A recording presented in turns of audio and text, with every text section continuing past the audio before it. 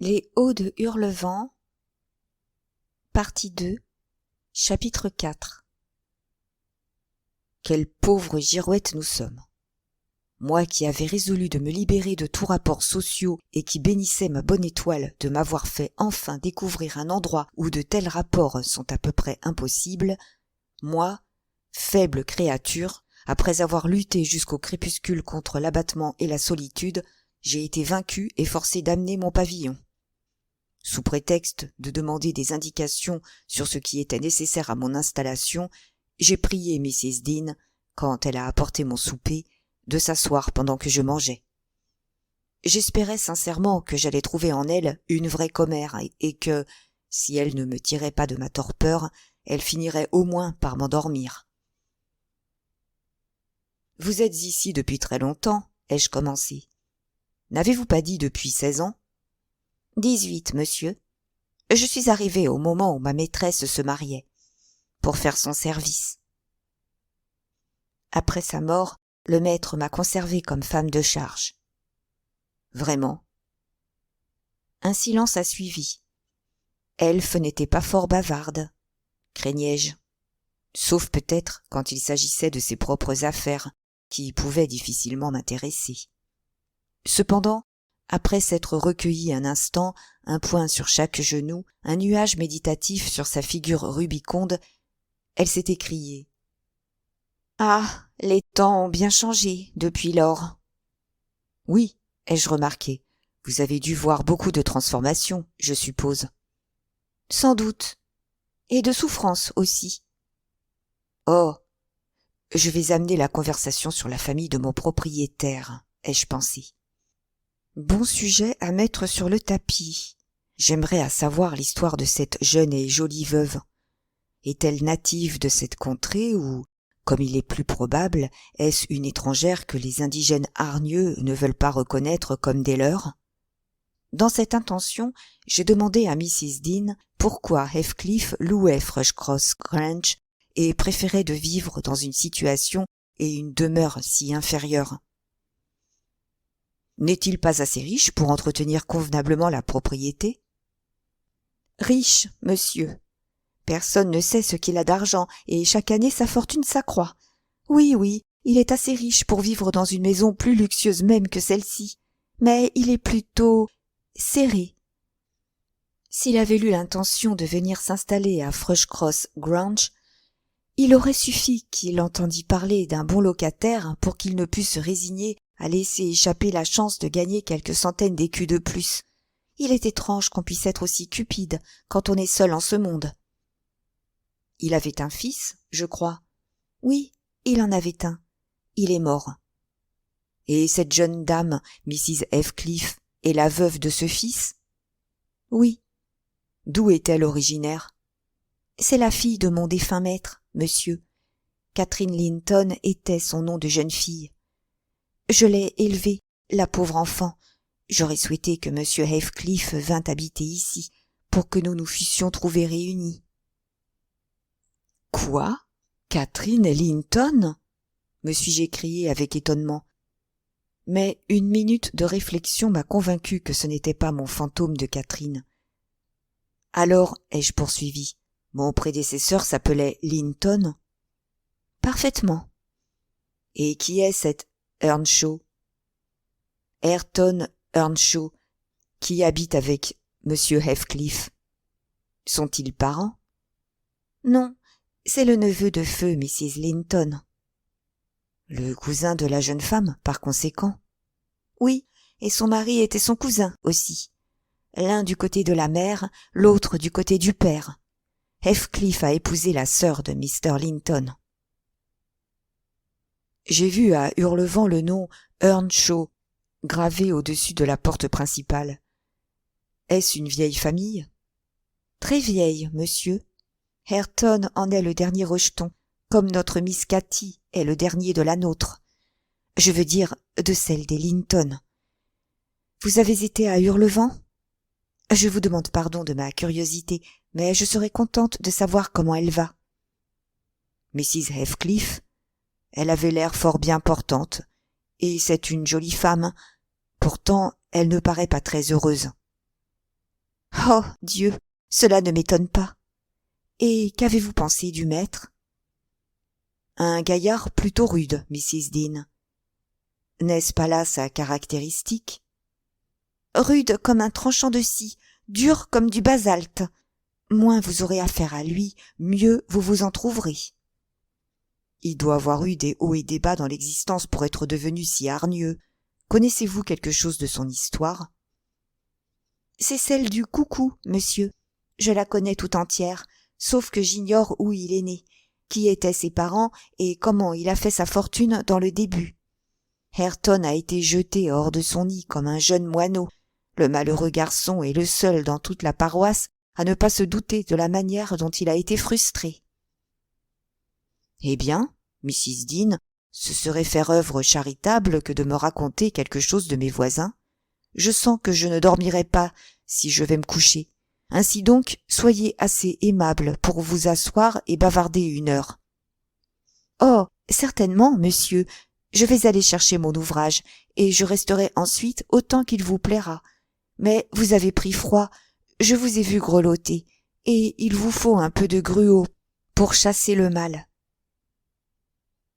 La digne femme est sortie d'un air affairé, et je me suis rapproché du feu. J'avais la tête brûlante et le reste du corps glacé. De plus, mes nerfs et mon cerveau étaient en proie à une surexcitation voisine de l'égarement. J'en éprouvais non pas un sentiment de malaise, mais plutôt la crainte, que je ressens encore maintenant, d'effets sérieux consécutifs aux incidents d'aujourd'hui et d'hier. Mrs. Dean est revenue bientôt avec un pot fumant et sa corbeille à ouvrage. Elle a placé le pot sur la grille de la cheminée et rapproché sa chaise, manifestement heureuse de me trouver si sociable. Avant de venir habiter ici, a-t-elle commencé sans attendre une nouvelle invitation à raconter son histoire, j'étais presque toujours à Hurlevent. Ma mère avait élevé M. Hindley Earnshaw, le père de Hareton, et j'avais pris l'habitude de jouer avec les enfants. Je faisais aussi les commissions, j'aidais au foin et je rôdais autour de la ferme, prête à tout travail qu'on voudrait me donner. Une belle matinée d'été, c'était au début de la moisson, je me rappelle. Monsieur Earnshaw, le vieux maître, descendit en tenue de voyage. Après avoir indiqué à Joseph sa tâche pour la journée, il se tourna vers Hindley, vers Cathy et vers moi. J'étais en effet assise à prendre mon porridge avec eux, et dit en s'adressant à son fils « Eh bien, mon bonhomme, je m'en vais à Liverpool aujourd'hui. Que faut-il te rapporter? Tu peux choisir ce que tu voudras, mais que ce ne soit pas gros, car j'irai et reviendrai à pied. 60 000 dans chaque sens. C'est une longue étape. » Hindley demanda un violon, puis Miss Cathy fut interrogée à son tour. Elle avait à peine 6 ans, mais elle était capable de monter tous les chevaux de l'écurie, et elle choisit une cravache. Le maître ne m'oublia pas, car il avait bon cœur, bien qu'il fût parfois assez sévère. Il promit de me rapporter des pommes et des poires plein sa poche, puis il embrassa ses enfants, nous dit au revoir et partit. Les 3 jours que dura son absence nous parurent à tous bien longs, et souvent la petite Cathy demandait quand son père rentrerait. Mrs. Earnshaw l'attendait pour le souper le 3e soir, et elle retarda le repas d'heure en heure. Mais il n'arrivait toujours pas, et à la longue les enfants se fatiguèrent de courir à la porte d'entrée pour regarder. La nuit vint, leur mère aurait voulu les coucher, mais ils l'attendrirent par leurs supplications pour rester. À 11 heures, le loquet de la porte se souleva doucement, et le maître entra. Il se jeta sur une chaise, moitié riant, moitié grognant, et leur enjoignit à tous de ne pas approcher, car il était quasi mort. On lui offrirait les 3 royaumes qu'il ne recommencerait pas une pareille course. Et avec cela, être chargé à en périr, dit-il, en ouvrant son manteau, qu'il tenait roulé dans ses bras. Vois, ma femme, je n'ai jamais été si exténué de ma vie. Mais il te faut accepter mon fardeau comme un présent de Dieu, bien qu'il soit presque aussi noir que s'il sortait de chez le diable. Nous fîmes cercle et, par-dessus la tête de Miss Cathy, j'aperçus un enfant malpropre, déguenillé, aux cheveux noirs, assez grand pour marcher et parler. À son visage, on l'eût même jugé plus âgé que Catherine. Pourtant, quand il fut sur ses pieds, il se borna à regarder d'un air étonné autour de lui et à baragouiner indéfiniment quelque chose que personne ne put comprendre. J'étais effrayée, et Mrs. Earnshaw était toute prête à le jeter à la porte. Elle s'emporta, demandant quelle idée son mari avait eue d'amener chez lui ce petit bohémien quand il avait leurs propres enfants à nourrir et à élever. Que comptait-il en faire? Était-il devenu fou? Le maître essaya de s'expliquer, mais il était vraiment recru de fatigue et tout ce que je pus comprendre, au milieu des récriminations de sa femme, c'est qu'il avait rencontré l'enfant mourant de faim, abandonné et, pour ainsi dire, muet dans les rues de Liverpool. Il l'avait recueilli et s'était enquis de son propriétaire. Pas une âme ne savait à qui il appartenait, dit-il, et l'argent, comme le temps dont il disposait étant limité, il jugea préférable de le ramener sur-le-champ chez lui, plutôt que de se livrer à de vaines et dispendieuses démarches là-bas, car il était résolu de ne pas le laisser dans l'état où il l'avait trouvé. En fin de compte, ma maîtresse se calma en maugréant, et M. Earnshaw me dit de le laver, de lui donner des effets propres et de le faire dormir avec les autres enfants. Hindley et Cathy se contentèrent de regarder et d'écouter jusqu'à ce que la paix fût rétablie. Alors tous deux se mirent à explorer les poches de leur père pour y trouver les cadeaux qu'il leur avait promis. Hindley était un garçon de 14 ans, mais en retirant ce qui avait été un violon, écrasé et réduit en miettes dans le manteau, il pleura à chaudes larmes. Quant à Cathy, lorsqu'elle apprit que le maître avait perdu sa cravache en s'occupant de l'intrus, elle témoigna son déplaisir en faisant des grimaces et en crachant dans la direction de la stupide petite créature, ce qui lui valut une bonne gifle de son père pour lui apprendre à avoir des manières plus convenables. L'un et l'autre refusèrent absolument de partager leur lit, et même leur chambre avec lui. Je ne fis pas preuve de plus de bon sens en le mettant sur le palier de l'escalier, avec l'espoir qu'il serait peut-être parti le matin. Soit par hasard, soit qu'il eût été attiré en entendant la voix de M. Earnshaw, il se glissa à la porte de ce dernier, qu'il y trouva quand il sortit de sa chambre. Une enquête fut ouverte pour savoir comment il était arrivé là. Je fus obligé de faire des aveux, et en récompense de ma poltronnerie et de mon inhumanité, je fus renvoyé de la maison. Telle fut l'entrée de Heathcliff dans la famille. Quand je revins quelques jours après, car je ne considérais pas que mon bannissement dût être éternel, j'appris qu'on l'avait baptisé Heathcliff. C'était le nom d'un fils mort en bas âge, nom qui, dès lors, lui servit ensemble de nom de baptême et de nom de famille. Miss Cathy et lui faisaient maintenant fort bon ménage, mais Hindley le détestait et, pour dire la vérité, j'éprouvais pour lui le même sentiment. Nous le tourmentions et nous le traitions d'une manière indigne, car je n'étais pas assez raisonnable pour comprendre mon manque d'équité, et la maîtresse n'intervenait jamais en sa faveur quand elle le voyait victime d'une injustice. Il avait l'air d'un enfant morose et résigné.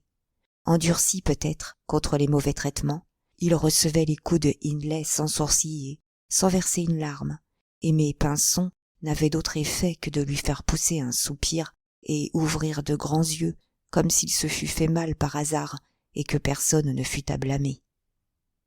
Ce stoïcisme mettait le vieil Earnshaw en fureur, quand il surprenait son fils à persécuter le pauvre orphelin, comme il l'appelait. Il se prit d'une affection singulière pour Heathcliff. Croyant tout ce qu'il disait d'ailleurs fort peu de choses, et généralement la vérité, et le gâtant bien plus que Cathy, qui était trop indisciplinée et trop entêtée pour être sa favorite. Ainsi, dès le début, Heathcliff fut la cause de dissentiments dans la maison. À la mort de Mrs. Earnshaw, qui survint moins de 2 ans après, Le jeune maître regardait son père comme un tyran plus que comme un ami, et Heathcliff comme l'usurpateur de l'affection de son père et de ses privilèges. Il s'aigrit peu à peu, à force de songer à ses dénis de justice. Je sympathisais quelque temps avec lui, mais quand les enfants eurent la rougeole, que je dus les soigner et assumer tout d'un coup les devoirs d'une femme, mes idées changèrent. Heathcliff fut dangereusement atteint. Dans la période où il fut le plus mal, il voulait que je fusse constamment à son chevet. Je suppose qu'il sentait que je faisais beaucoup pour lui, et il n'était pas capable de deviner que j'y étais obligé. Quoi qu'il en soit, je dois dire que c'était l'enfant le plus tranquille qu'une garde ait jamais eu à veiller. La différence que je constatais entre lui et les deux autres me força d'être moins partial. Cathy et son frère me fatiguaient terriblement. Lui ne se plaignait pas plus qu'un agneau, bien que le peu de soucis qu'il me donnait tînt à sa dureté au mal et non à sa douceur de caractère. Il triompha de la maladie. Le docteur affirma que c'était dans une large mesure grâce à moi et me félicita de mes soins. Je fus flattée de ses éloges. Je devins plus indulgente pour l'être qui me les avait valus, et c'est ainsi que Hindley perdit son dernier allié. Pourtant, je n'étais pas férue de Heathcliff, et je me demandais souvent ce que mon maître trouvait tant à admirer dans ce garçon taciturne, qui jamais, à ma connaissance, ne donna le moindre signe de gratitude pour reconnaître sa bienveillance. Il n'était pas insolent envers son bienfaiteur, il était simplement insensible, tout en sachant parfaitement l'empire qu'il avait sur le cœur de celui-ci, et en comprenant qu'il n'avait qu'à parler, pour que toute la maison fût forcée de se plier à ses désirs. Par exemple, il me souvient que M. Earnshaw avait acheté un jour une paire de poulains à la foire de la paroisse, et en avait donné un à chacun des deux garçons. Heathcliff prit le plus beau, mais celui-ci tomba bientôt boiteux. Quand il s'en aperçut, il dit à Hindley : « Il faut que tu changes de cheval avec moi. Je n'aime pas le mien.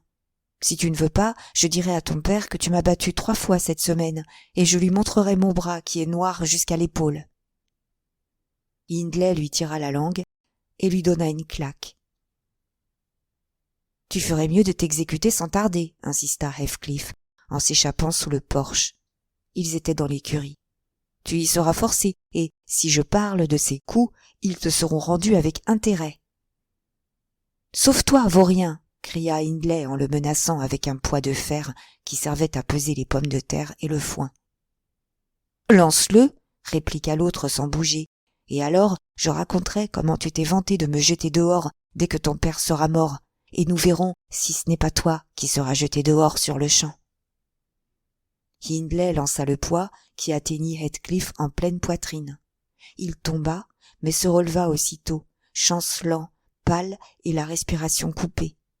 Si je ne l'en eusse empêché, il serait allé droit au maître et aurait obtenu complète vengeance en laissant son état parler pour lui et en faisant deviner le coupable.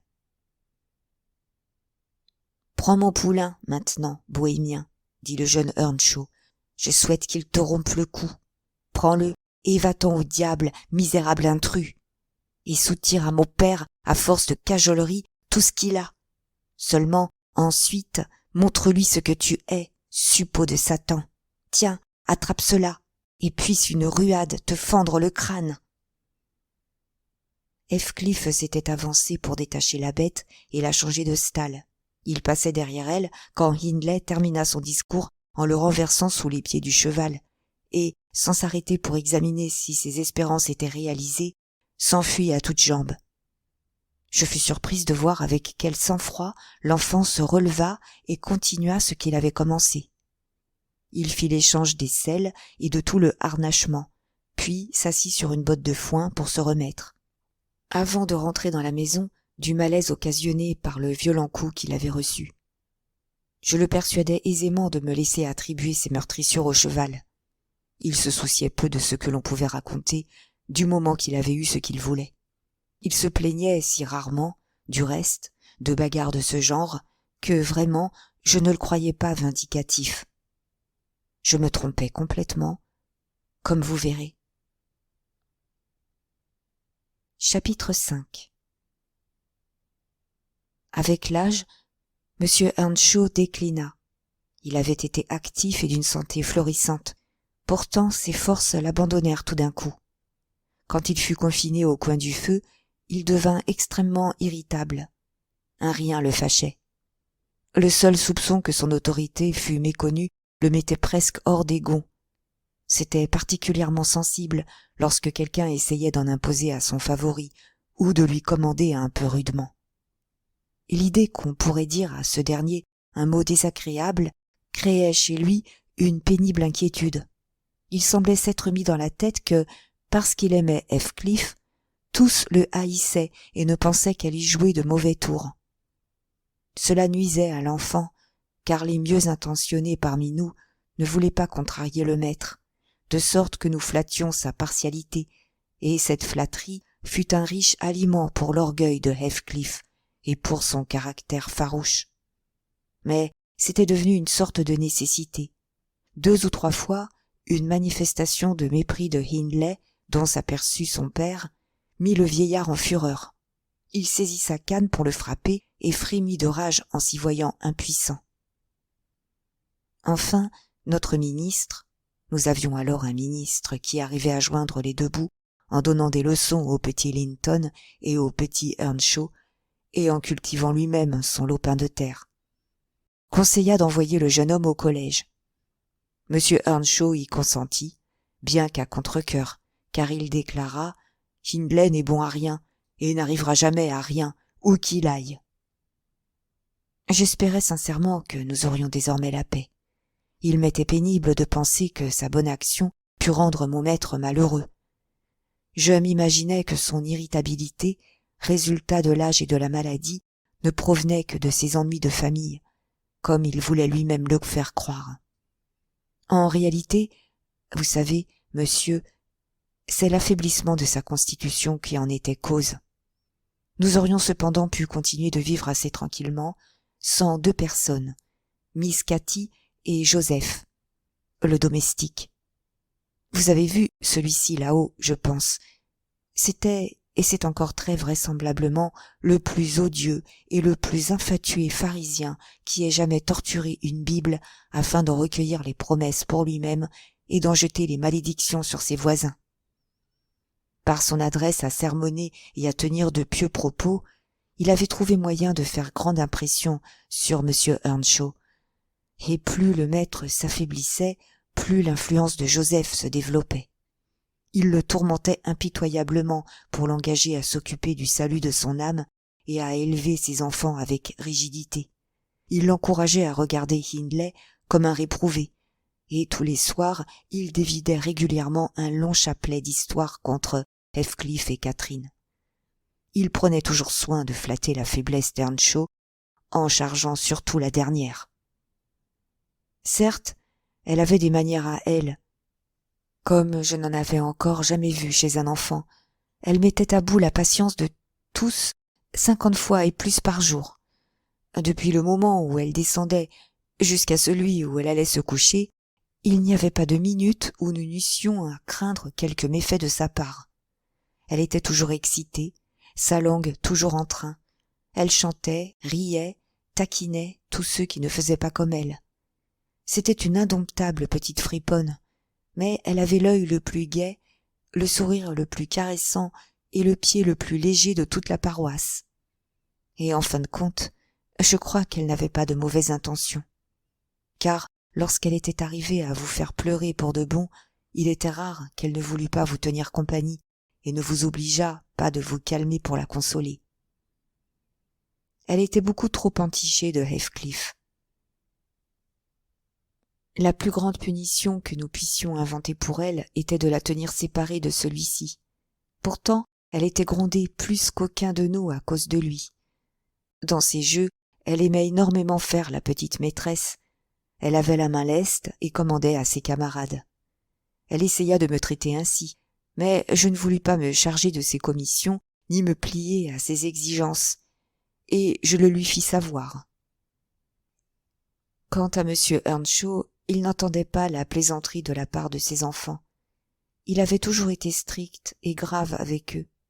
Catherine, de son côté, ne comprenait pas que son père fût plus irritable et moins patient dans son état maladif qu'il ne l'était au temps de sa vigueur. Ces maussades, réprimandes, faisaient naître en elle un malicieux plaisir à l'irriter. Elle n'était jamais aussi contente que quand nous la grondions tous ensemble et qu'elle nous défiait de son regard effronté, impertinent, et de ses réponses toujours prêtes.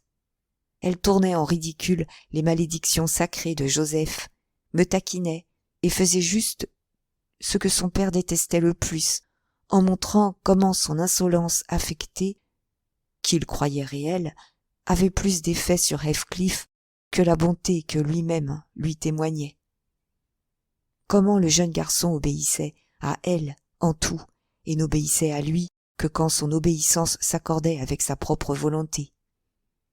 Après s'être conduite aussi mal que possible pendant toute la journée, elle venait quelquefois câliner le vieillard, le soir, pour se raccommoder avec lui. « Non, Cathy, disait-il, je ne veux pas t'aimer, tu es pire que ton frère. Va dire tes prières, mon enfant, et demande pardon à Dieu. Je crains que ta mère et moi n'ayons pas lieu de nous féliciter de t'avoir élevé. » Cela la faisait pleurer, au début. Puis, à force d'être repoussée, elle s'endurcit et elle riait quand je lui conseillais de dire qu'elle regrettait ses fautes et de demander pardon. Mais enfin sonna l'heure qui mit un terme aux épreuves de M. Earnshaw ici-bas. Il mourut paisiblement, un soir d'octobre, assis au coin du feu. Un grand vent soufflait autour de la maison et rugissait dans la cheminée. C'était un bruit de tempête, d'ouragan. Pourtant, il ne faisait pas froid. Nous étions tous réunis, moi un peu éloigné du foyer, occupé à tricoter, et Joseph à lire sa Bible près de la table, car les serviteurs se tenaient à l'ordinaire dans la salle quand leur travail était fini. Miss Cathy avait été souffrante, à cause de quoi elle restait tranquille. Elle était appuyée contre la jambe de son père, et Heathcliff était allongé par terre, la tête sur les genoux de Cathy. Je me rappelle que le maître, avant de s'assoupir, caressa ses jolis cheveux. Il n'avait pas souvent le plaisir de la voir gentille. Et dit « Pourquoi ne peux-tu toujours être une bonne fille, Cathy ?» Elle leva la tête vers lui et répondit en riant « Pourquoi ne pouvez-vous pas toujours être un bon homme, papa ?» Mais dès qu'elle le vit de nouveau fâché, elle lui baisa la main et dit qu'elle allait lui chanter une chanson pour l'endormir. Elle commença de chanter très bas, jusqu'au moment où les doigts de son père abandonnèrent les siens et où sa tête tomba sur sa poitrine. Je lui dis alors de se taire et de ne pas bouger de peur de l'éveiller. Nous restâmes tous muets comme des souris pendant une bonne demi-heure, et nous aurions continué encore plus longtemps si Joseph, ayant fini son chapitre, ne se fût levé en déclarant qu'il allait éveiller le maître afin que celui-ci dît ses prières et alla se coucher. Il s'approcha, l'appela par son nom et lui toucha l'épaule. Mais, comme le maître ne remuait pas, Joseph prit la chandelle et le regarda.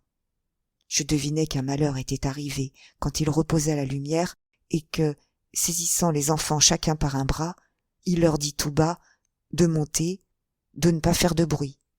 Ils pouvaient réciter leurs prières tout seuls ce soir. Lui-même avait quelque chose à faire. « Je veux d'abord dire bonsoir à papa, » répliqua Catherine en lui mettant les bras autour du cou avant que nous eussions pu l'arrêter. La pauvre enfant s'aperçut aussitôt de la perte qu'elle venait d'éprouver. Elle s'écria « Oh, il est mort! Heathcliff, il est mort !» Et tous deux jetèrent un cri déchirant. Mes lamentations se joignirent aux leurs, bruyantes et douloureuses. Mais Joseph nous demanda à quoi nous pensions de pousser de pareils hurlements sur un saint qui était au ciel. Il me dit de mettre mon manteau et de courir à Gimmerton pour chercher le docteur et le pasteur. Je ne voyais pas quel service ils pourraient rendre l'un ou l'autre, maintenant. J'y allais, néanmoins, par le vent et la pluie, et ramenais l'un d'eux, le docteur. L'autre dit qu'il viendrait dans la matinée. Laissant Joseph expliquer ce qui s'était passé, je courus à la chambre des enfants. Leur porte était entrebâillée, et je vis qu'ils n'étaient pas couchés. bien qu'il fût plus de minuit. Mais ils étaient plus calmes, et je n'eus pas besoin de les consoler. Les petits êtres se réconfortaient l'un l'autre avec de meilleures pensées que je n'en aurais pu trouver. Jamais Pasteur n'a dépeint le ciel aussi beau qu'il le faisait dans leur innocent babillage, et tandis que j'écoutais en sanglotant, je ne pouvais m'empêcher de souhaiter que nous y fussions tous réunis en sûreté. Chapitre 6. Monsieur Hindley revint pour les funérailles, et, chose qui nous stupéfia et fit jaser les voisins de droite et de gauche, il nous revint avec une femme. Qui elle était, où elle était née, c'est ce dont il ne nous fit jamais part. Sans doute n'avait-elle ni dot, ni nom qui la recommandasse, sans quoi il n'aurait pas dissimulé cette union à son père. Elle n'était pas femme à apporter par elle-même beaucoup de troubles dans la maison. Tout ce qu'elle vit, du moment qu'elle eut franchi le seuil, parut la ravir, ainsi que tout ce qui se passait autour d'elle, hormis les préparatifs de l'enterrement et la présence des veilleurs funèbres. Je la jugeais à moitié stupide, d'après sa conduite en cette occasion. Elle courut à sa chambre, m'y entraîna, bien que j'eusse à habiller les enfants, et s'assit toute frissonnante, les mains jointes, demandant sans cesse « Sont-ils partis ?» Puis elle se mit à décrire avec une émotion hystérique l'effet que lui produisait la vue du noir. Elle frémissait, tremblait, finit par se remettre à pleurer, et, quand je lui demandai ce qu'elle avait, me répondit qu'elle ne savait pas, mais qu'elle avait si grand peur de mourir. Je pensais qu'elle n'était pas plus menacée de mourir que moi-même. Elle était plutôt mince, mais jeune, avec des couleurs vives et des yeux qui étincelaient comme des diamants.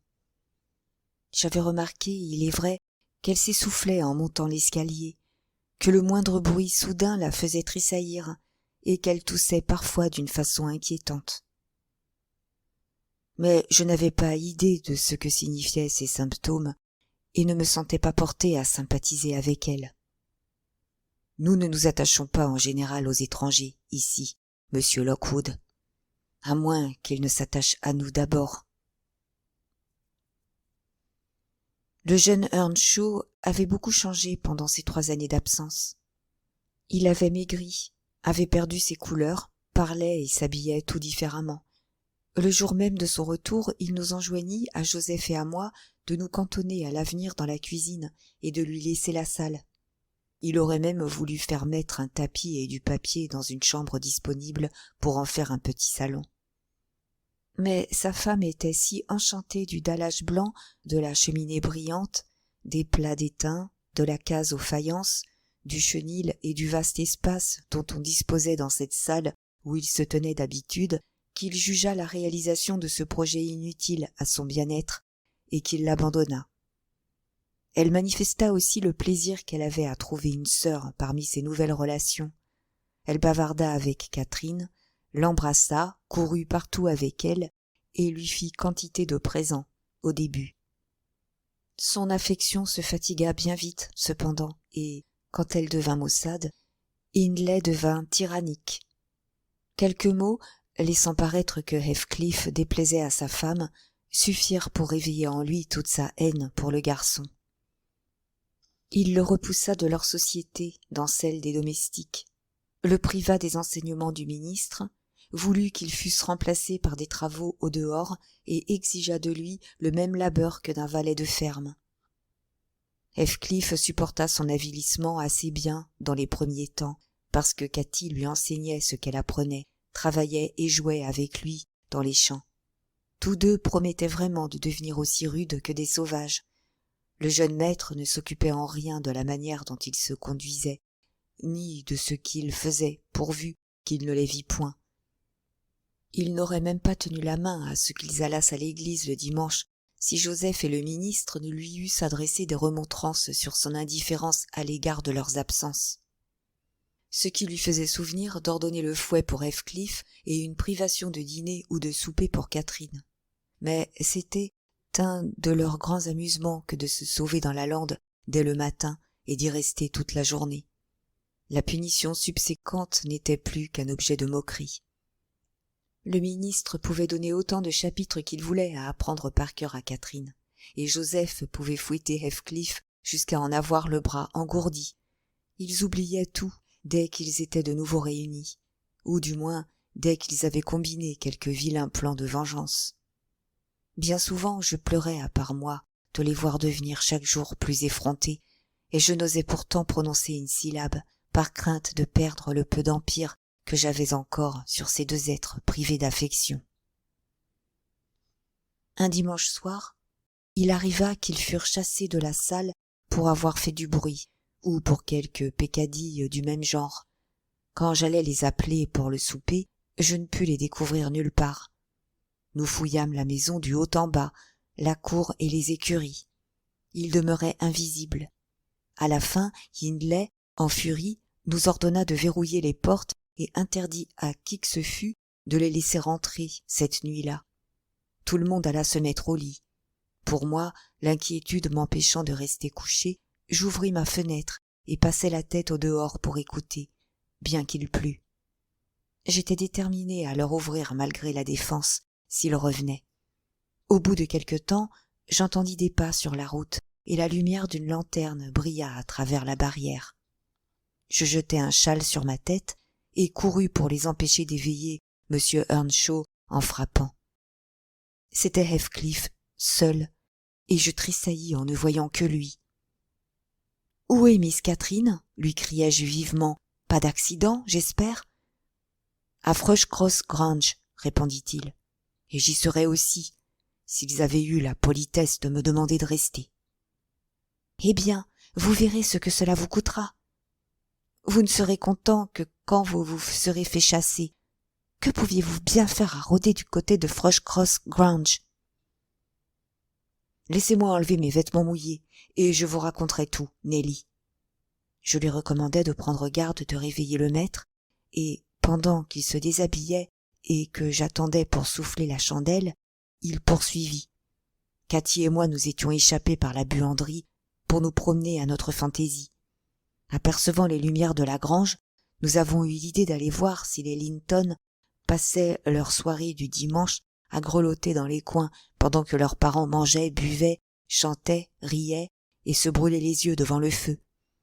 Croyez-vous qu'il en soit ainsi, ou qu'ils lisent des sermons, qu'un vieux domestique les catéchise et qu'on leur donne à apprendre une colonne de noms de l'écriture s'ils ne répondent pas convenablement ? Probablement pas. Ce sont des enfants sages, sans doute, et ils ne méritent pas le traitement qu'on vous inflige pour votre mauvaise conduite. Oh, pas de prêche, Nelly, sottise que tout cela. Nous avons couru sans nous arrêter depuis le sommet des Hauts jusqu'au parc. Catherine, complètement battue dans la course, car elle était nu-pieds. Vous pouvez chercher ses souliers dans les fondrières demain. Nous nous sommes glissés par un trou de haie, nous avons suivi à tâtons le sentier et nous nous sommes plantés sur une plate-bande de fleurs sous la fenêtre du salon. C'est de là que venait la lumière.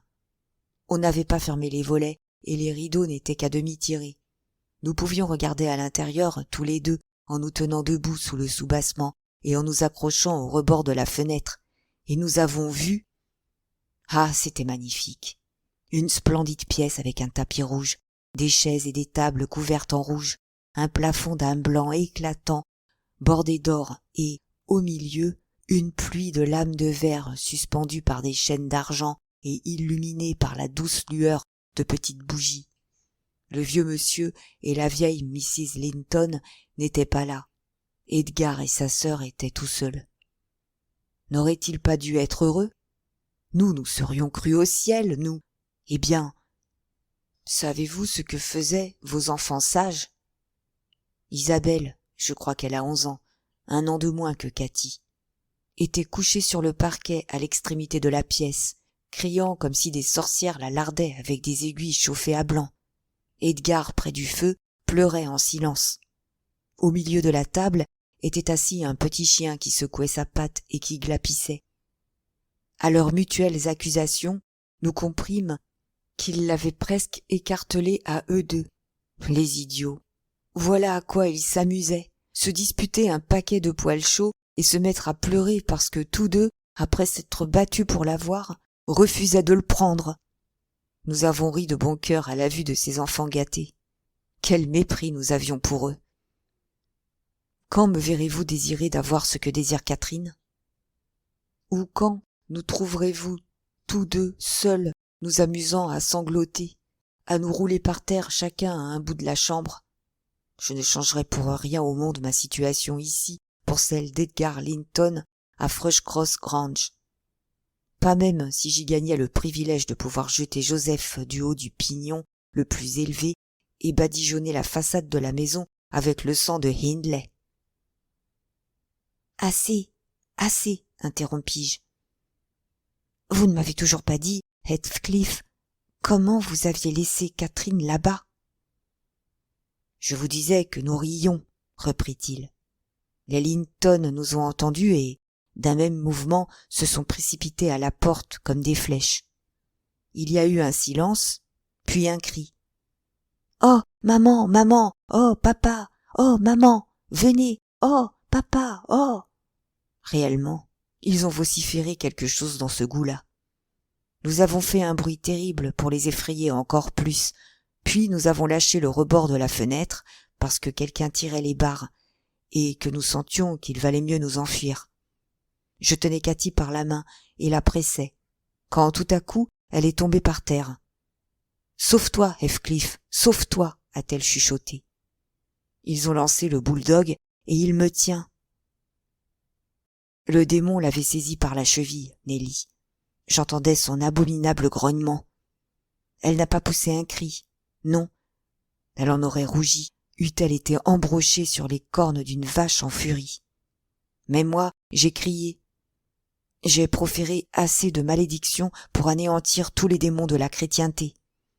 Saisissant une pierre, je l'ai fourrée entre les mâchoires du chien, et j'ai essayé de toute ma force de l'enfoncer dans sa gorge.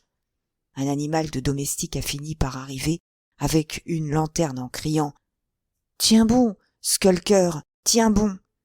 Il a changé de ton, cependant, quand il a vu la proie de Skulker, et lui a fait lâcher prise en le suffoquant.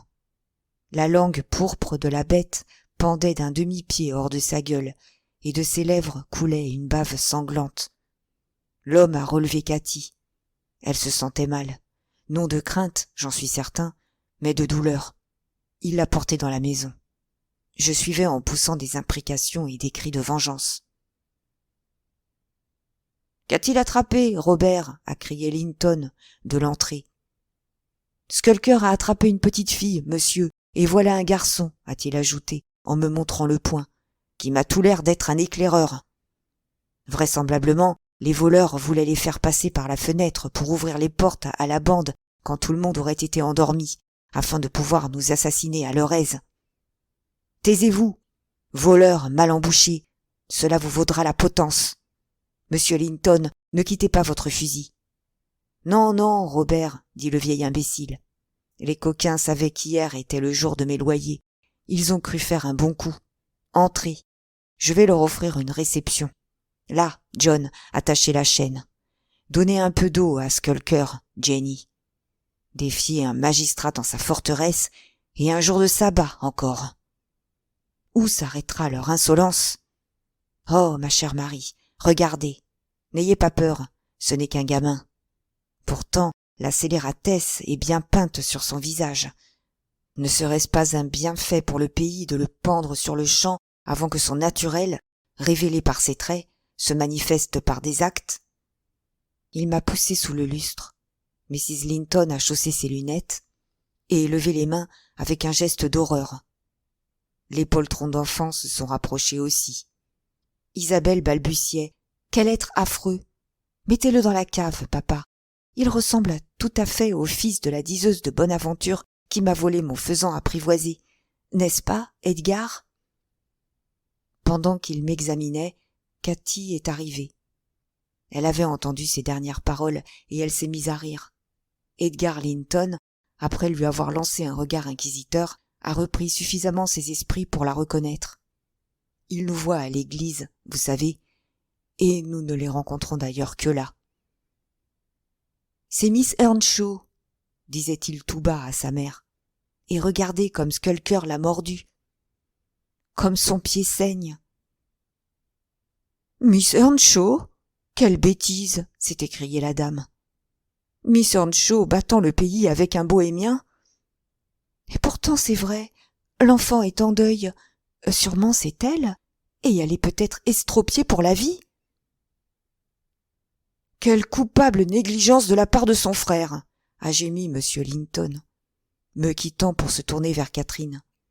J'ai entendu dire par Childers, c'était le pasteur, monsieur, qu'il la laisse croître dans l'impiété la plus complète. Mais qui est l'autre? Où a-t-elle ramassé ce compagnon? Oh oh, c'est certainement cette étrange acquisition que feu mon voisin avait faite lors de son voyage à Liverpool. Un petit lascar, ou quelque rebut de l'Amérique ou de l'Espagne. Un méchant garçon, en tout cas, a observé la vieille dame, et tout à fait déplacé dans une maison honnête. Avez-vous remarqué son langage, Linton? Je suis scandalisée que mes enfants l'aient entendu. J'ai recommencé à jurer. Ne vous fâchez pas, Nelly. Et Robert a reçu l'ordre de me mettre dehors. J'ai refusé de m'en aller sans Cathy. Il m'a traîné dans le jardin, m'a forcé de prendre la lanterne, m'a assuré que M. Earnshaw serait informé de ma conduite et, m'enjoignant de me mettre en route sur le champ, a refermé la porte. Les rideaux étaient encore relevés dans un coin et j'ai repris mon poste d'observation. Car, si Cathy avait désiré repartir, et qu'ils n'eussent pas voulu la laisser sortir, j'avais l'intention de briser leurs grandes vitres en 1 000 000 de morceaux. Elle était tranquillement assise sur le sofa. Mrs. Linton lui a enlevé le manteau gris de la laitière que nous avions emprunté pour notre excursion, en secouant la tête et en lui adressant des remontrances. Je suppose. Cathy était une jeune fille de bonne naissance, et il faisait une distinction entre les manières de nous traiter, elle ou moi. Puis la femme de chambre a apporté une cuvette d'eau chaude et lui a lavé les pieds. M. Linton lui a préparé un grand verre de négus. Isabelle lui a vidé une assiette de gâteau sur les genoux, pendant qu'Edgar, bouche bée, la regardait de loin. Ensuite, ils ont séché et peigné ses beaux cheveux, lui ont donné une paire d'énormes pantoufles et l'ont poussée près du feu. Je l'ai laissée, aussi gaie qu'elle pouvait l'être, en train de partager ses gâteaux au petit chien et à Skulker, dont elle pinçait le nez pendant qu'il mangeait. Sa vue faisait luire dans les ternes yeux bleus des Linton une étincelle de vie, vague reflet de sa figure enchanteresse. Je voyais qu'ils étaient remplis d'une admiration stupide. Elle est si démesurément supérieure à eux, à n'importe qui sur terre, n'est-ce pas, Nelly? Cette histoire-là aura plus de suite que vous ne croyez, répondis-je en bordant son lit et en éteignant la lumière. Vous êtes incorrigible, Heathcliff, et M. Hindley sera obligé d'en venir à des mesures extrêmes, vous verrez. Mes paroles se trouvèrent plus vraies que je ne le désirais. Cette malencontreuse aventure rendit Earnshaw furieux. Puis, M. Linton, pour arranger les choses, nous rendit visite le lendemain et fit au jeune maître une telle leçon sur sa façon de diriger sa famille que ce dernier se décida à s'occuper sérieusement de ce qui se passait chez lui. Heathcliff ne fut pas fouetté, mais il fut averti qu'au premier mot qu'il adresserait à Miss Catherine, il serait infailliblement chassé. De son côté, Mrs. Earnshaw entreprit de discipliner un peu sa belle-sœur, quand celle-ci rentra à la maison. Elle usa d'adresse et non de force. Par la force, elle ne serait arrivée à rien. Chapitre 7. Cathy resta à Thrushcross Grange 5 semaines, jusqu'à Noël. Durant ce laps de temps, sa cheville se guérit complètement et ses manières s'améliorèrent beaucoup. Ma maîtresse lui rendit de fréquentes visites pendant cette période et commença l'application de son plan de réforme en essayant d'éveiller chez elle l'amour-propre par des vêtements élégants et des flatteries qu'elle accepta volontiers. Si bien qu'au lieu d'une petite sauvageonne entrant nu-tête, en coup de vent, dans la maison et se précipitant pour nous étouffer sous ses embrassements, nous vîmes descendre d'un joli poney noir une personne très digne, avec des boucles brunes qui pendaient sous un chapeau de castor à plumes et un long vêtement de drap qu'elle était obligée de relever avec les 2 mains pour pouvoir marcher. Hindley l'enleva de cheval en s'écriant d'un air ravi. « Mais, Cathy, te voilà une vraie beauté. C'est à peine si je t'aurais reconnue. » Tu as l'air d'une dame maintenant. Isabelle Linton ne soutiendrait pas la comparaison avec elle, n'est-ce pas, Francis? Isabelle n'a pas les mêmes avantages naturels, répondit Mrs. Earnshaw. Mais il faut que Cathy fasse attention et ne reprenne pas ici ses manières de sauvage. Hélène, aidez Miss Catherine à se dévêtir. Ne bougez pas, ma chère, vous allez déranger vos boucles. Laissez-moi vous retirer votre chapeau. Je la débarrassai de son habit de cheval, sous lequel apparurent une belle robe de soie écossaise et un pantalon blanc tombant sur des souliers reluisants. Quand les chiens arrivèrent en bondissant pour lui faire fête, ses yeux étincelèrent de joie, mais elle osa à peine les toucher, de crainte qu'ils ne missent leurs pattes sur ses magnifiques atours. Elle me donna un baiser discret. J'étais couverte de farine, car j'étais occupée à faire un gâteau de Noël, et ce n'était pas le moment de me serrer dans ses bras. Puis elle chercha autour d'elle Heathcliff. Mr. et Mrs. Earnshaw attendaient avec anxiété leur rencontre, qui, pensait-il, leur permettrait d'apprécier dans une certaine mesure si leur espoir d'arriver à séparer les deux amis était fondé. On eut d'abord du mal à découvrir Heathcliff. S'il était insouciant, et si l'on se souciait peu de lui, avant l'absence de Catherine, c'était devenu 10 fois pis maintenant. Personne d'autre que moi n'avait même la bonté de lui dire qu'il était sale et de l'obliger à se laver au moins une fois par semaine. Et les enfants de son âge ne sont pas, en général, naturellement portés à trouver plaisir au savon et à l'eau. Aussi, sans parler de ses vêtements qu'il traînait depuis 3 mois dans la boue et dans la poussière, ni de son épaisse chevelure hirsute, sa figure et ses mains étaient-elles fâcheusement obscurcies. Il n'avait pas tort de se cacher derrière le banc, en voyant entrer dans la salle une si brillante et gracieuse demoiselle, au lieu de la réplique ébouriffée de lui-même qu'il attendait. « Heathcliff n'est-il pas ici ?» demanda-t-elle en ôtant ses gants et montrant des doigts qui avaient extraordinairement blanchi grâce à l'oisiveté et à la réclusion. « Heathcliff, tu peux venir !» cria M. Hindley, enchanté de sa déconfiture et très content de voir qu'il était forcé de se présenter comme un jeune polisson repoussant. « Tu peux venir souhaiter la bienvenue à Miss Catherine, comme les autres domestiques. » Cathy, apercevant son amie dans sa cachette, y courut pour l'embrasser. Elle lui appliqua 7 ou 8 baisers sur chaque joue en 1 seconde, puis s'arrêta et, reculant, éclata de rire en s'écriant « Oh, que tu as l'air sinistre et de mauvaise humeur. Et que tu es drôle et vilain.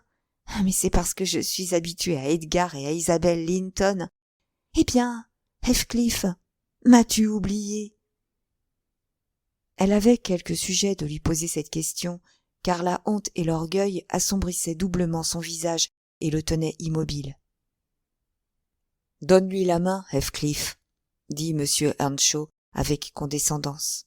« Une fois en passant, c'est permis. »« Je ne veux pas, » répliqua le jeune garçon, retrouvant enfin sa langue. « Je ne resterai pas ici, pour qu'on se moque de moi. Je ne le supporterai pas. » Et il se serait échappé si Miss Cathy ne l'eût saisi de nouveau. « Je ne voulais pas rire de toi, dit-elle. Je n'ai pas pu m'en empêcher.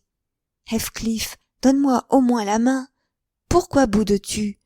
C'est seulement parce que tu avais un air si étrange. Si tu te lavais la figure, et si tu te peignais, ce serait parfait. Mais tu es si sale. » Elle regardait avec inquiétude les doigts noirs qu'elle tenait dans les siens, et aussi sa robe qui, craignait-elle, n'avait pas gagné au contact avec les vêtements de Heathcliff. « Tu n'avais qu'à ne pas me toucher, » répondit-il, en suivant son regard et retirant vivement sa main. « Je serai sale si cela me plaît. J'aime à être sale, et je veux être sale. » Là-dessus, il s'élança tête baissée hors de la pièce, au milieu des rires du maître et de la maîtresse, et au grand émoi de Catherine, qui ne comprenait pas comment ces remarques avaient pu déterminer cet accès de mauvaise humeur. Après avoir joué le rôle de femme de chambre auprès de la nouvelle venue, avoir mis mes gâteaux au four et égayé la salle et la cuisine avec de grands feux, comme il convenait à cette veillée de Noël, je me disposais à m'asseoir et à me distraire en chantant des cantiques toute seule, sans me soucier des affirmations de Joseph, qui déclarait que les airs gais que je choisissais étaient presque des chansons. Il s'était retiré pour faire ses dévotions particulières dans sa chambre. Mr. et Mrs. Earnshaw occupaient l'attention de Missy en lui montrant quelques brimboriaux achetés pour lui permettre d'en faire présent au petit Linton en reconnaissance de leur amabilité. Il les avait invités à passer la journée du lendemain à Hurlevent, invitation qui avait été acceptée à une condition. Mrs. Linton demandait que ses chéris fussent soigneusement tenus à l'écart de ce vilain garçon qui jurait. C'est dans ces circonstances que je me trouvais seule. Je savourais la riche odeur des épices qui cuisaient. J'admirais la batterie de cuisine étincelante, l'horloge brillante couverte de houx, les pots d'argent rangés sur un plateau, prêts à être remplis d'ailes chaudes et épicées pour le souper, et surtout l'irréprochable propreté de l'objet de mon soin particulier, le carrelage bien lavé et bien balayé.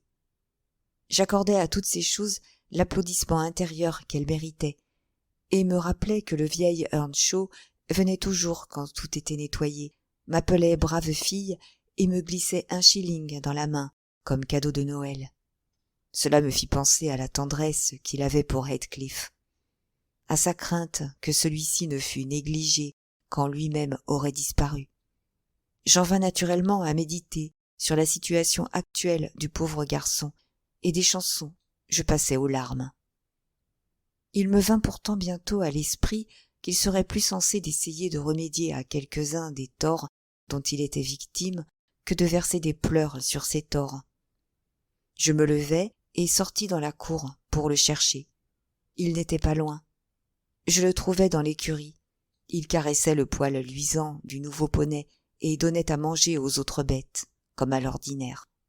« Dépêchez, Heathcliff, lui dis-je, il fait si bon dans la cuisine, et Joseph est en haut. Dépêchez, et laissez-moi vous faire beau avant que Miss Cathy descende. Vous pourrez alors vous asseoir ensemble. Vous aurez la cheminée tout entière à vous deux, et vous bavarderez tant que vous voudrez jusqu'à l'heure du coucher. » Il continua son travail sans même tourner la tête de mon côté. « Allons, venez-vous, repris-je. Il y a pour chacun de vous un petit gâteau, qui est presque cuit, et il vous faut une demi-heure pour vous habiller. » J'attendis 5 minutes, mais, n'obtenant pas de réponse, je le quittai. Catherine soupa avec son frère et sa belle-sœur. Joseph et moi partageâmes un repas assez peu cordial, assaisonné de reproches d'un côté et d'impertinences de l'autre. Le gâteau et le fromage de Heathcliff restèrent sur la table toute la nuit à la disposition des fées. Il s'arrangea pour poursuivre son travail jusqu'à 9 heures, puis regagna sa chambre, muet et renfrogné. Cathy resta debout jusqu'à 1 heure avancée, ayant un monde de choses à ordonner pour la réception de ses nouveaux amis. Elle vint une fois dans la cuisine pour parler à l'ami ancien. Mais il n'était pas là, et elle se contenta de demander ce qu'il avait, puis se retira. Le lendemain matin, il se leva de bonne heure et, comme c'était jour de congé, il alla promener sa mauvaise humeur dans la lande. Il ne reparut que quand tout le monde fut parti pour l'église.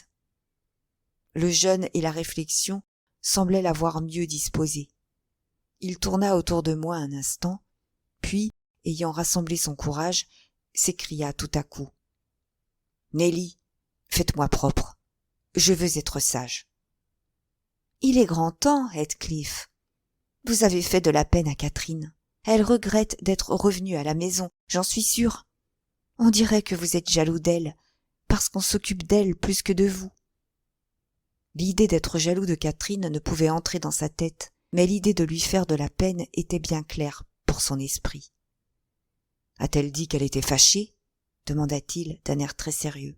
« Elle a pleuré quand je lui ai annoncé que vous étiez encore parti ce matin. »« Eh bien, moi, j'ai pleuré cette nuit, et j'avais plus de raison qu'elle pour pleurer. Oui, vous étiez allé vous coucher le cœur gonflé d'orgueil et l'estomac vide. Belle raison, en vérité. Les gens orgueilleux se forgent à eux-mêmes de pénibles tourments. Mais si vous avez honte de votre susceptibilité, ayez soin de lui demander pardon quand elle rentrera. Vous irez la trouver, vous lui offrirez de l'embrasser, et vous direz « Vous savez mieux que moi ce que vous avez à dire. Seulement, faites-le de bon cœur, et non comme si vous croyiez que sa belle robe la transformait en étrangère. Et maintenant, bien que j'aie à préparer le dîner, je vais dérober un moment pour vous arranger de telle sorte qu'Edgar Linton aura l'air d'une vraie poupée à côté de vous. Et c'est l'air qu'il a, vraiment. Vous êtes plus jeune, et pourtant, je parierais que vous êtes plus grand et 2 fois aussi large d'épaules. Vous pourriez le jeter par terre en un clin d'œil. Ne vous en sentez-vous pas capable ?» Le visage de Heathcliff s'éclaircit un instant, puis se rembrunit, et il soupira. « Mais, Nelly, quand je le jetterais 20 fois par terre, cela ne le rendrait pas moins beau, ni moi plus beau. Je voudrais avoir les cheveux blonds et la peau blanche, être aussi bien habillé, avoir d'aussi bonnes manières que lui, et avoir une chance d'être aussi riche qu'il le sera. » « Et appeler maman à tout bout de champ, ajoutai-je, et trembler si un petit paysan levait le poing contre vous, et rester enfermé toute la journée à cause d'une averse. Oh, Heathcliff, vous faites preuve de bien peu de caractère.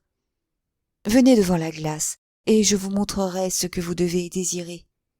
Voyez-vous ces 2 lignes entre vos yeux, ces épais sourcils qui, au lieu de s'élever en décrivant une courbe, s'abaissent en leur milieu, et ces 2 noirs démons si profondément enfoncés, qui jamais n'ouvrent hardiment leurs fenêtres, mais épient par en dessous comme des espions du diable. Appliquez-vous à effacer ces rides sinistres, à lever franchement les paupières, à changer ces démons en anges confiants et innocents, affranchis du soupçon et du doute, et voyant toujours des amis là où ils ne sont pas certains d'être en présence d'ennemis. Ne prenez pas l'expression d'un chien vicieux qui a l'air de savoir que les coups de pied qu'il récolte sont bien mérités, et qui pourtant, pour la souffrance qu'il ressent, hait tout le monde aussi bien que celui qui lui donne les coups. En d'autres termes, il faut que je souhaite d'avoir les grands yeux bleus et le front uni d'Edgar Linton, riposta-t-il. Je le souhaite, et cela ne m'aidera pas à les avoir. Un bon cœur vous aidera à avoir une bonne figure, mon garçon, fussiez-vous un vrai nègre, et un mauvais cœur donnera à la plus jolie figure quelque chose de pire que de la laideur.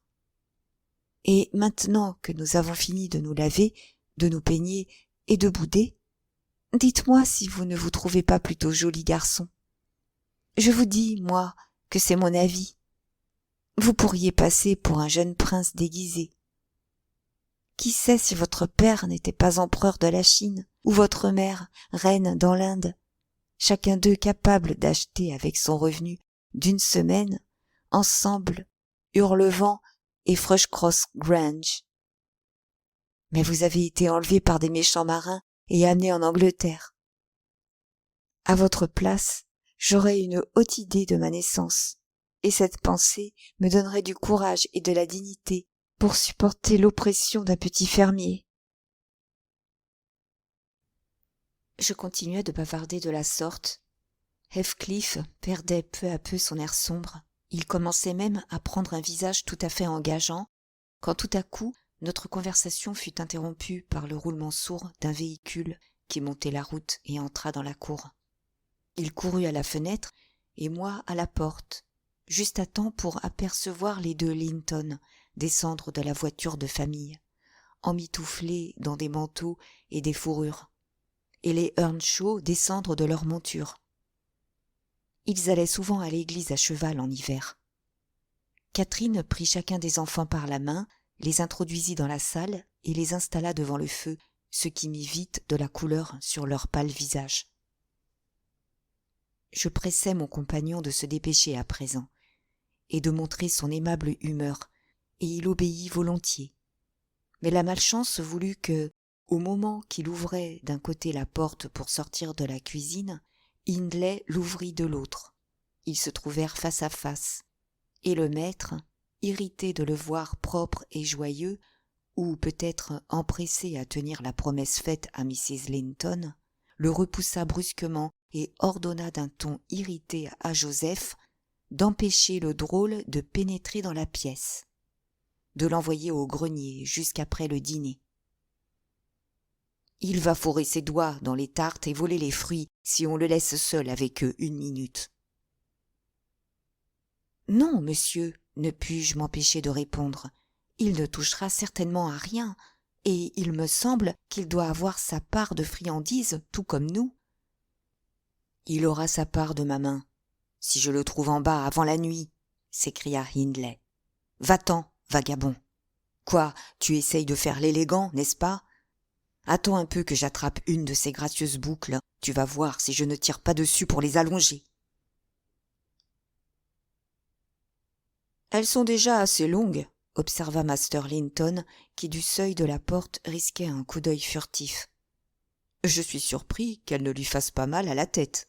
On dirait la crinière d'un poulain sur ses yeux. Il hasarda cette remarque sans intention d'insulte. Mais la nature violente de Heathcliff n'était pas préparée à supporter l'ombre d'une impertinence de la part de quelqu'un qu'il semblait déjà haïr comme un rival.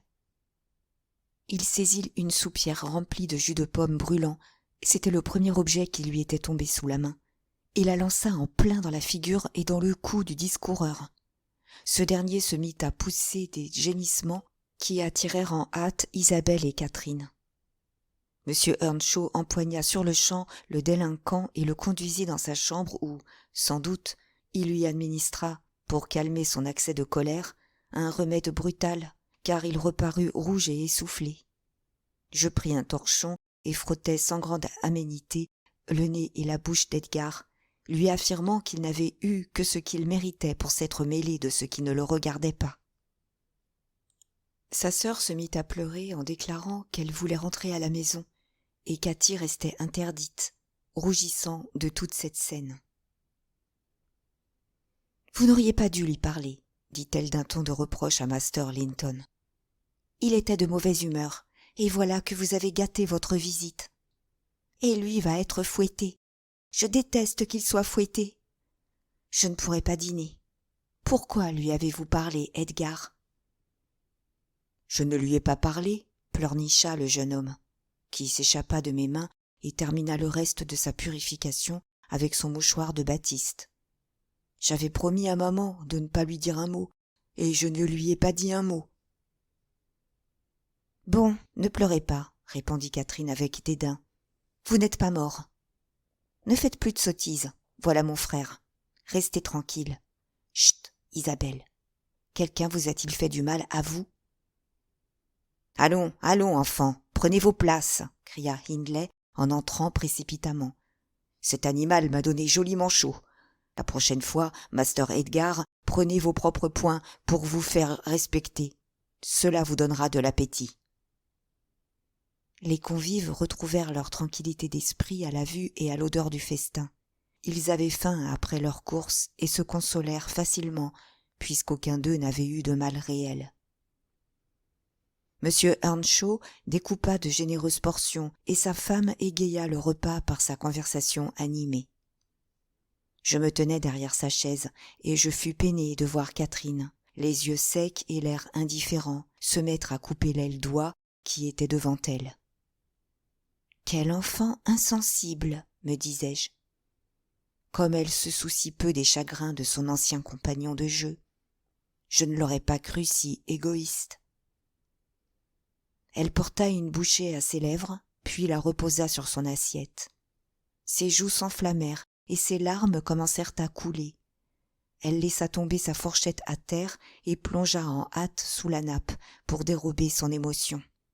Je ne la qualifiai pas longtemps d'insensible, car je vis qu'elle était en purgatoire pendant toute la journée et impatiente de trouver une occasion d'être seule ou d'aller voir Heathcliff, qui avait été mis sous clé par le maître, ainsi que je m'en aperçus en essayant de lui porter en cachette quelques victuailles. Le soir, on dansa. Cathy demanda alors sa grâce, sous prétexte qu'Isabelle Linton n'avait pas de partenaire. Ses prières demeurèrent vaines, et ce fut moi qu'on désigna pour combler la vacance. L'excitation de l'exercice dissipa toute trace de tristesse et notre plaisir s'accrut à l'arrivée de la musique de Gimmerton, comprenant 15 membres. Une trompette, un trombone, des clarinettes, des bassons, des cors de chasse et une basse viole, plus des chanteurs. Chaque Noël, ils font ainsi le tour des maisons respectables et recueillent quelque argent. Les entendre était pour nous un régal de choix. Quand ils eurent chanté les cantiques habituels, nous les mîmes aux chansons et aux morceaux à reprise. Mrs. Earnshaw aimait la musique, et ils nous en donnèrent en abondance.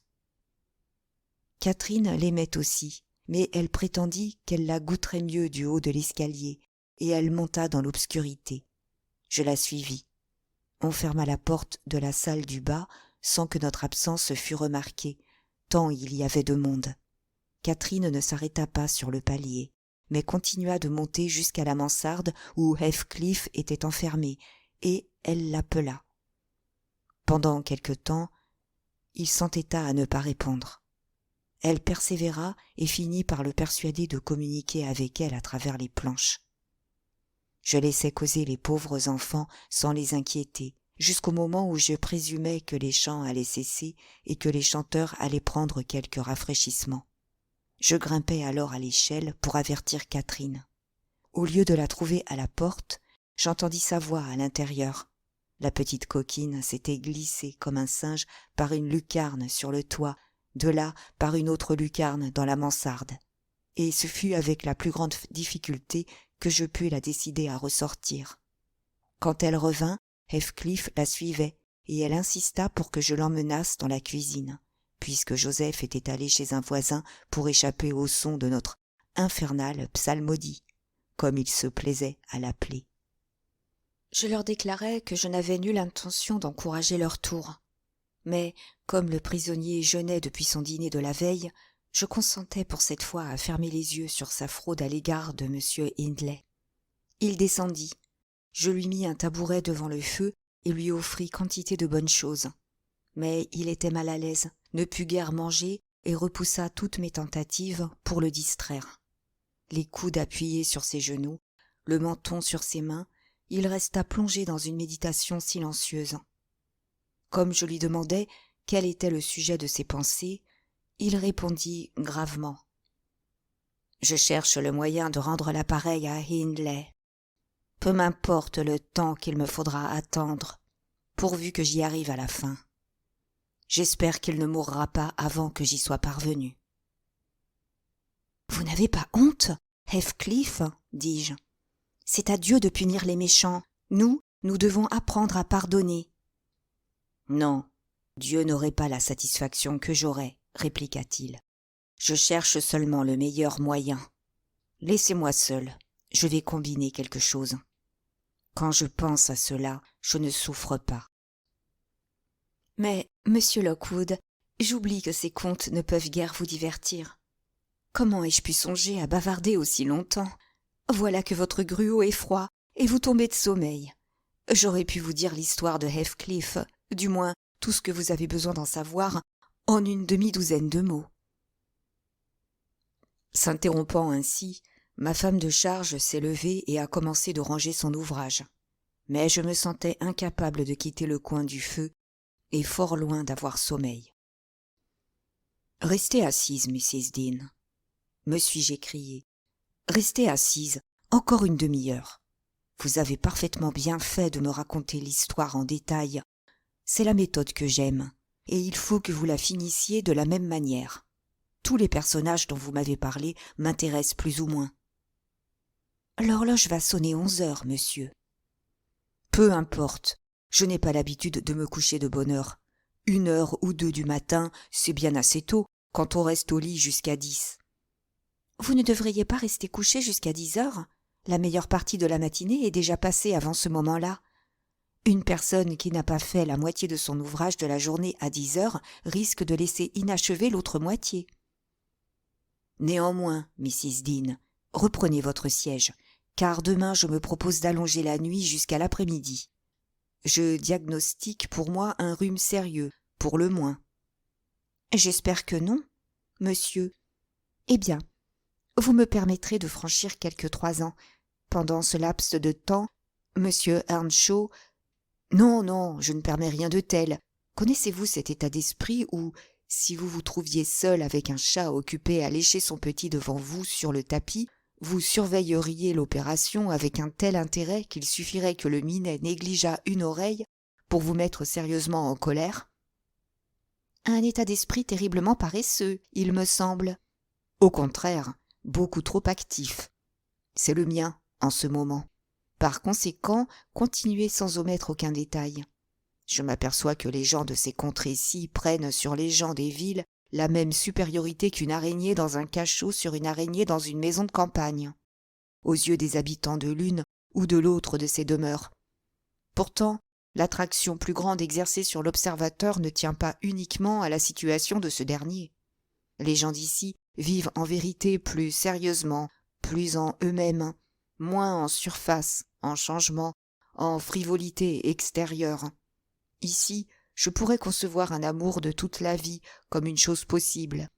Et, jusqu'à présent, j'étais fermement convaincu qu'aucun amour ne pouvait durer plus d'1 an. L'état des uns ressemble à celui d'un homme devant un plat unique, sur lequel il concentre tout son appétit et auquel il fait largement honneur. L'état des autres à celui du même homme devant un dîner composé par un cuisinier français. De l'ensemble, il tirera peut-être autant de satisfaction, mais il ne considérera et ne se rappellera chaque plat que comme un simple atome. « Oh, nous sommes les mêmes ici que partout ailleurs. Une fois qu'on nous connaît, » observa Mrs. Dean, un peu intriguée par mes comparaisons. « Excusez-moi, ai-je répondu. Vous-même, ma digne amie, vous êtes un démenti frappant à cette assertion. À part quelques provincialismes de peu d'importance, il n'y a chez vous aucune trace des façons que je suis habitué à regarder comme caractéristiques de votre classe. Je suis sûr que vous avez réfléchi beaucoup plus que ne le font la généralité des serviteurs. Vous avez été forcé de cultiver vos facultés intellectuelles par manque d'occasion de gaspiller votre vie en occupations insignifiantes. » Mrs. Dean s'est mise à rire. « Certainement, » a-t-elle dit. « J'estime que je suis à peu près posée et raisonnable, non pas précisément parce que je vis au milieu des montagnes et que je vois la même collection de visages et la même série d'actions d'un bout de l'année à l'autre, mais j'ai été soumise à une sévère discipline, ce qui m'a enseigné la sagesse. Et puis, j'ai lu plus que vous ne pourriez le croire, monsieur Lockwood. Il n'y a pas dans cette bibliothèque un livre que je n'ai ouvert et même dont je n'ai tiré quelque chose, à l'exception de cette rangée d'ouvrages grecs et latins, et de celle-là où sont des ouvrages français. Encore suis-je capable de les distinguer les uns des autres. C'est tout ce que vous pouvez attendre de la fille d'un pauvre homme.